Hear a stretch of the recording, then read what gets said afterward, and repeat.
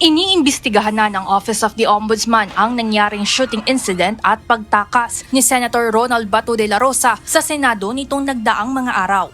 Unang nakatikim ng parusa si Acting Senate Sergeant-at-Arms Retired Major General Mau Aplasca dahil sa pagpapaputok ng warning shots. Isinailalim ang opisyal sa 6 na buwang preventive suspension with no pay dahil sa pangyayari.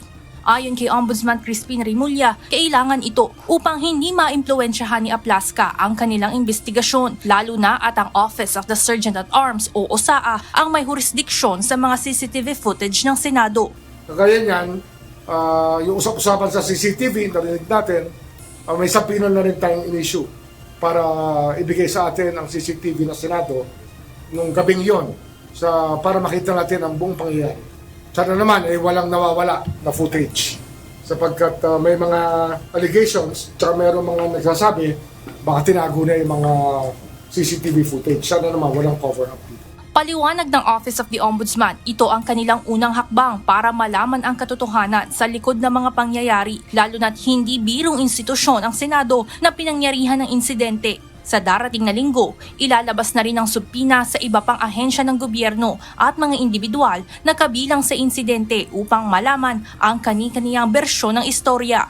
Samantala, bukas rin ang independent body na makipagtulungan sa Department of Justice.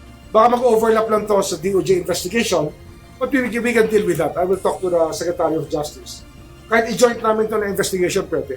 Wala akong problema ron. Kaya lang nga, syempre, the NBI is under the DOJ. Baka mas maganda kung dito talaga nakasentro yung investigasyon, but they will be assisting us in that regard.